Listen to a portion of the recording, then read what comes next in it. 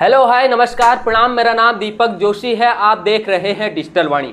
हमारे देश में कहा जाता है कि हमारे देश के बच्चे ही इस देश का भविष्य हैं, लेकिन हमारे देश में एक बड़ी दिक्कत यह भी है कि अनेक बच्चे अच्छी शिक्षा के अभाव में देश का सही भविष्य तय नहीं कर पाते। लेकिन उत्तराखंड के खून में ऐसा जुनून है, उत्तराखंड के खून में एक ऐसी पावर है जो बच्चे होते हैं, जो पिछड़े होते हैं, जो संसाधन विहीन होते हैं, उनकी मदद के लिए कोई ना कोई आगे आ ही जाता है। आज हम आपको एक ऐसे शख्स से मिलाना चाहते हैं जो रहते उत्तराखंड से हैं, यानी कि मूल स्थान उनका निवास स्थान उत्तराखंड के बनबसा चंपावत में है, लेकिन वे सालों से मुंबई में रहते हैं और मुंबई से रह के ही पहाड़ सेवा कर रहे हैं, पहाड़ के लोगों की और पहाड़ के स्कूलों की दशा को सुधारने का प्रयास कर रहे हैं। तो स्वागत करते हैं बहुत बहुत। हमारे साथ जुड़े हैं कैलाश उदय चंद्र, जो एक संस्था चलाते हैं बियॉन्ड एजुकेशन ग्रुप।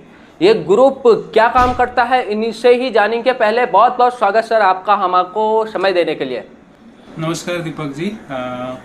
मैं फिलहाल नवी मुंबई में हूँ। कैलाश उदय चंद्र नाम है और यहाँ पर हम लोग ने कुछ 15 साल पहले एक छोटा सा एनजीओ स्टार्ट किया था। हम लोग सब यंग लोगों ने मिलकर एक शुरुआत की थी यहाँ पर झुग्गी झोपड़पट्टी के बच्चों के लिए एजुकेशन प्लेटफॉर्म देने के लिए।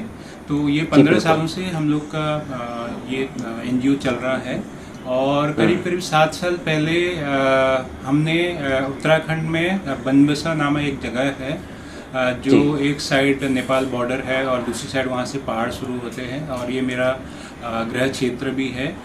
वहाँ पर हमने एक छोटी सी शुरुआत की थी। प्रोजेक्ट बियॉन्ड एजुकेशन हमने ये अपना हमारे ग्रुप का नाम रखा था और इसमें हमने सोशल मीडिया के जरिए देश विदेश से हमारे प्रवासी उत्तराखंडी लोगों को जोड़ा था। इसमें हमारे काफ़ी पारिवारिक मेंबर हैं, रिश्तेदार हैं, मित्र हैं और जो भी लोग अपनी देवभूमि के लिए कुछ अच्छा करना चाहते हैं उनको जोड़कर हमने ये एक मुहिम छेड़ी थी। जी बिल्कुल, बहुत ही अच्छा काम कर रहे हैं, क्योंकि आपका काम बच्चों को मजबूत बनाएगा और देश का भविष्य निर्धारित करेगा।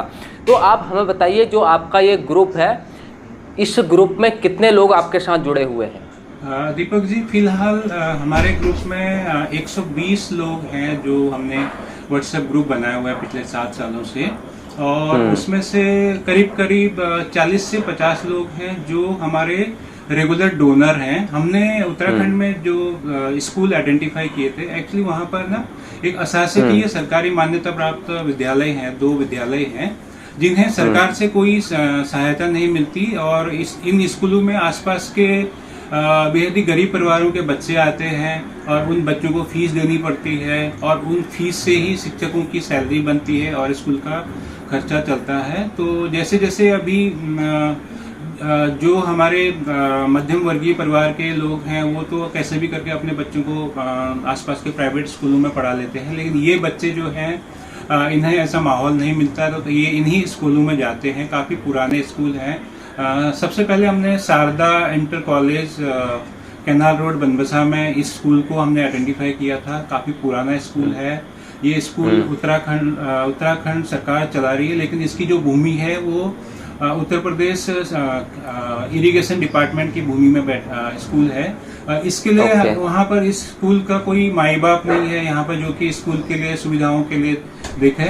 तो हमने यहाँ पर शुरुआत की थी। शुरू के पहले साल 2018 में हमने वहाँ पर करीब करीब 26-27 बच्चों को लिया था। ऐसे बच्चों को चुना जिनके आर्थिक स्थिति बहुत खराब है और वो पढ़ना चाहते हैं और कुछ जो महीने की 200, 250, 300 रुपये फीस ना भर पाने के कारण इनकी शिक्षा छूट जाती है। तो इनको हमने प्रोत्साहन देना शुरू किया और शुरू किया हमने 20-22 बच्चों से। फिर हमने स्कूल में जो इंफ्रास्ट्रक्चर है, जैसे साइंस लैब हमने बनवाई सबसे पहले, उसके बाद स्मार्ट क्लास का निर्माण किया। तो वहाँ पर हम बच्चों के लिए एक माहौल देने की कोशिश करते हैं जो कि बाकी बच्चों को भी दूसरे स्कूलों में मिलता है। इसके बाद हमने वहाँ पर एक डिग्री कॉलेज बनबसा है जो नया नया स्टार्ट हुआ था, 4-5 साल हुए थे। तो वहाँ पर भी जो ये बच्चे आगे निकलते हैं, 10वीं के बाद 12वीं में जाते हैं, 12वीं के बाद आगे की पढ़ाई करनी है, तो वहाँ पर भी हमने काम किया और हर साल 20-25 बच्चों को हम लेते रहे और इन बच्चों को ग्रेजुएशन तक हमने पहुंचाया। और करीब करीब 4 साल पहले हमने एक और स्कूल को आइडेंटिफाई किया था, डेविड पेंटर हाई स्कूल। ये भी ऐसे एहसास की स्कूल है, गांव के बीच में बसा हुआ है। आसपास के करीब करीब 5 से 6 किलोमीटर के दायरे में कोई सरकारी स्कूल वहां पर नहीं है।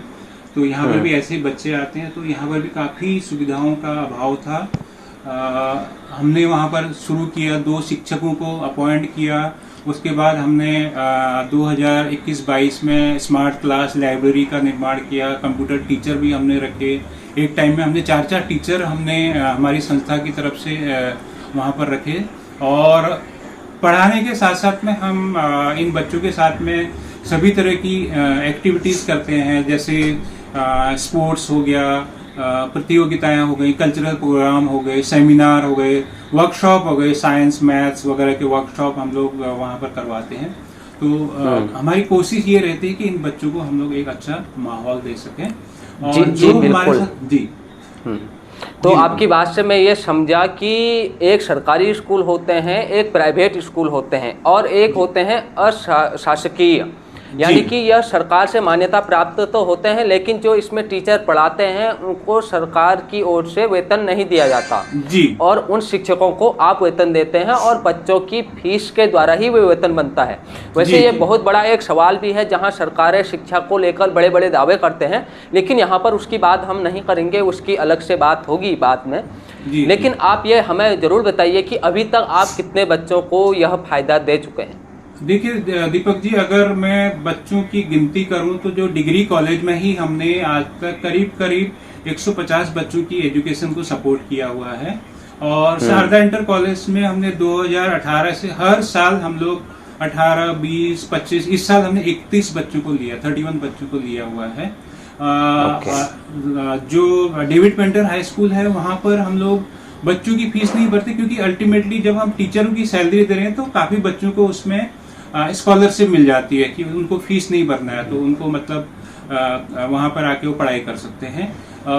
और काफी जी, और इनके साथ साथ में हम जो बोर्ड परीक्षा हर साल होती, जो 10वीं और 12वीं की बोर्ड परीक्षाएं होती, उन बच्चों को फाइनल परीक्षा के 2 महीना पहले उनके लिए हम लोग मास्टर माइंड, क्वेश्चन बैंक ये सब देते हैं, ताकि वो उसको रिफर करके और परीक्षाओं में बेहतर कर सकें।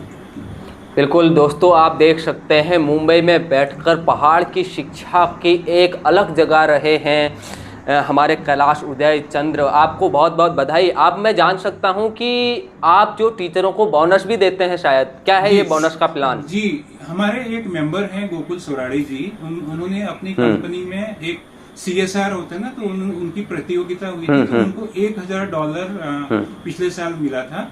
तो हमने उनके लिए, उनके CSR प्रतियोगिता के लिए हमने प्रोजेक्ट बना के दिया था शारदा इंटर कॉलेज का। तो वहाँ तो हमने अभी इस साल क्या किया है, स्कूल से बात करके, क्योंकि वहाँ पर आप विश्वास नहीं करेंगे, अभी भी 8-8, 10-10, 15-15 साल सेवाएं देने के बावजूद भी जो वहाँ पर अध्यापक हैं 5000, 6000 की नाम मात्र सैलरी पर काम कर रहे हैं। तो हमने इनके लिए हर महीने बोनस बनाया हुआ है, करीब करीब 500, 600 से 800 रुपया महीने हर टीचर को इस साल हम लोग बोनस दे रहे हैं। इसके साथ साथ हमने शारदा में भी एक टीचर को इस साल में रखा हुआ है। तो एक टीचर इसमें आपके अंदर काम कर रहे हैं जी, कहूँ तो। अच्छा, तो सर आप तो ये तो शिक्षा की बात करी, आज के ज़माने में कंप्यूटर का युग है और बच्चे जब कंप्यूटर से जुड़ेंगे तो एक नई टेक्नोलॉजी सीखेंगे और जीवन में कुछ बड़ा कर देंगे, क्योंकि सब जगह कंप्यूटर का आजकल ज़माना चल गया है। तो आपने कंप्यूटर लैब भी बनाए, जगह जगह कंप्यूटर लैब कहाँ कहाँ बनाए और कितने बनाए? जी, हमने शुरुआत की शारदा इंटर कॉलेज से, वहाँ पर हमने स्मार्ट क्लास बनाया। फिर उसके बाद हमने डेविड पेंटर में एक पूरा कंप्यूटर लैब बनाया, स्मार्ट क्लास, जिसमें प्रोजेक्टर, स्क्रीन, लेटेस्ट कंप्यूटर, उसके साथ में इन्वर्टर, जबकि क्योंकि वहाँ पावर की बहुत दिक्कत होती है तो हमने इन्वर्टर भी लगाया हुआ है। और साथ साथ ही हमने एक क्वालिफाइड टीचर रखा हुआ है जो बैच बनाकर डेली बच्चों को कंप्यूटर सिखाते हैं, और इसके काफ़ी अच्छे परिणाम आ रहे हैं बच्चों में, जो एक सीखने की, और जो होता है ना कि स्कूल में कुछ नया हो रहा है तो विद्यार्थी उसी बहाने स्कूल आते हैं, इंटरेस्ट से पढ़ाई करते हैं। तो इसमें काफ़ी पॉजिटिव बदलाव आए हैं। और ये जो कंप्यूटर प्रोजेक्ट है हम लोग और भी आगे बढ़ाना चाहते हैं। जैसे इस साल हमने राजकीय इंटर कॉलेज दोगड़ा, ये नैनीताल से करीब 20 किलोमीटर पहले एक गांव है, वहाँ पर भी हमने कंप्यूटर सेंटर और स्मार्ट लैब बनाया हुआ है। और आगे भुजिया घाट क्षेत्र में, जी जी जी, भुजिया घाट से नीचे करीब 1-1.5 किलोमीटर जाना होता है। तो वहाँ पर भी हमने स्कूल से हम लोग क्या करते हैं कि ऐसे स्कूल को हम लोग आइडेंटिफाई करते हैं जहाँ पर कि इन सुविधाओं की ज़रूरतें होती हैं। तो ऐसे करके हम लोग अभी आगे चलकर धीरे धीरे इस काम को हम लोग सुदूर पहाड़ों में लेके जाना चाहते हैं। और जो हमारी गतिविधियाँ होती हैं हम लोग कोशिश करते हैं कि इसको हम लोग सोशल मीडिया, हमारे जैसे व्हाट्सएप ग्रुप है, फेसबुक है, हम लोग उसमें थोड़ा सा इसको प्रमोट कर रहे हैं। और काफ़ी इसके एक जैसे हम लोग फेसबुक में कभी पोस्ट डालते हैं तो हमारे को कोई अननोन जैसे होते हैं ना, जो लोग जानना चाहते हैं कि हम लोग क्या कर रहे हैं, तो जुड़ते हैं लोग ऐसे, कभी न कभी नए लोग जुड़ते रहते हैं। तो हमारा काम ऐसे आगे बढ़ते रहता है। जैसे मैं अगर पिछले साल की बात करूं तो पिछले साल हमारा जो बजट था और जो फंड हमने जमा किया था, 5.5 लाख रुपए का हमने फंड जमा किया था। इसके साथ साथ में जैसे कुछ बच्चे होते हैं जो पढ़ने में बहुत मेधावी होते हैं लेकिन उनके घरों में कोई मतलब सपोर्ट करने वाला नहीं, उन बच्चों को हम लोग केंद्रीय विद्यालय या बनबसा में एक सरस्वती विद्या मंदिर है वहाँ पर भी पढ़ा रहे हैं। तो ऐसे हम लोग 8-10 बच्चों को ऐसे भी हम लोग लेते हैं जो डिग्री कॉलेज में पढ़ाई करना चाहते हैं। कुछ बच्चे कंपटीशन की तैयारी करते हैं। जैसे हमारे बच्चे जो हम लोग इतने सालों से देख रहे हैं, इसमें से काफ़ी बच्चे फौज में भर्ती हो गए हैं, कुछ बच्चियां उसमें निकल गई हैं, प्राइवेट जॉब कर रही है। जैसे बनबसा से रुद्रपुर और ये एरिया नज़दीक पड़ते हैं, वहाँ जाके प्राइवेट में जॉब कर रही हैं और अपने परिवार की जिम्मेदारी भी ली है बच्चों की। बिल्कुल, कितनी अच्छी बात है दोस्तों। मुंबई में रहते हैं और पहाड़ प्रेम ऐसा है कि पहाड़ के लिए लगातार काम करते हैं और पहाड़ में शिक्षा की क्रांति लाना चाहते हैं। तो आपको सर मैं जानना चाहता हूँ कि ये जो सीख मिली, कहाँ से आपने सोचा कि यह हमको भी करना चाहिए और इससे हमको पहाड़ की सेवा कर सकते हैं? जी, दरअसल जैसे मैंने बताया 15 साल पहले हम लोग यहाँ पर हमने शुरुआत की थी। तो ये कहीं ना कहीं दिल में इच्छा थी कि क्यों ना अपनी देवभूमि के लिए भी हम इस तरह के प्रयास करें। तो 2017 में हमने शुरुआत की थी। शुरुआत के ही पहले ही जो हमारा वहाँ पर उद्घाटन हुआ था, मैं मुंबई से 3-4 लोगों को लेके गया था जो लोग इस दिशा में जुड़ना चाहते हैं। और हमारे हर साल की जो एक्टिविटीज होती हैं, कुछ न कुछ लोग जुड़ते हैं शहरों से जो जरूरी नहीं है उत्तराखंडी हैं, और वो भी हमारे इस प्रयास में हमें मदद करते हैं। और मैं तो एक जो इस मुहिम का चेहरा मात्र हूँ। हमारे साथ कई लोग जुड़े हुए हैं जो जिन्हें काफ़ी लोगों को हम लोग जानते भी नहीं हैं, लेकिन वो हमारे कामों को देख के, सोशल मीडिया और एक्टिविटीज़ में हमारे कामों को देख के वो हमें सपोर्ट करते हैं। तो हमें अच्छा लगता है। और सबसे बड़ी चीज़ ये है कि हम लोग जो देवभूमि उत्तराखंड में हम लोगों ने देखा हुआ है कि एक शिक्षा एक ऐसा एक माध्यम है। अगर हमारा फाउंडेशन शिक्षा के जरिए मजबूत होता है तो हम कभी फिर पीछे नहीं रह सकते। इसके लिए हमने शिक्षा को ही एक हमारा लक्ष्य बनाया हुआ है और हम लोग अच्छी शिक्षा देके बच्चों को आगे बढ़ना चाहते हैं। बिल्कुल, बहुत ही अच्छी बात और बहुत ही अच्छा काम आपके द्वारा किया जा रहा है, क्योंकि पहाड़ों में अनेक गरीब लोगों को, अनाथ जो बच्चे होते हैं उन लोगों को आप शिक्षा से जोड़ रहे हैं। इससे बेहतर क्या हो सकता है हमारे उत्तराखंड के लिए। लेकिन यहाँ पर फिर एक सवाल उठता है कि जब सरकारें इतनी शिक्षा की बातें करती हैं तो वह क्यों इन बच्चों की मदद के लिए आगे नहीं आ पाती। सर मैं आपसे जानना चाहता हूँ, अब आपका आगे का क्या प्लान है और आगे आप क्या करने वाले हैं? दीपक जी देखिए, हम लोग जो काम करते हैं ना, हम किसी पॉलिटिकल पार्टी या किसी इससे जुड़े नहीं हैं, क्योंकि पॉलिटिकल में थोड़ा अलग ये दिक्कतें आती हैं। और हम चाहते हैं कि हमारे मैसेज काफ़ी गए हैं कि जो सरकार कहती है कि भाई हम इसमें काम कर रहे हैं, शिक्षा में काम कर रहे हैं, बट अभी तक जो ग्राउंड रियलिटी में जो है, एक धरातल पर जो हम लोग बोलते हैं ना, बहुत काम करना बाकी है। और खास करके जो इस तरह के जो हमारे बच्चे हैं जिन्हें घरों से भी उनको इतना कोई प्रोत्साहन देने वाला नहीं है, इन बच्चों के बहुत कुछ करना अभी बाकी है।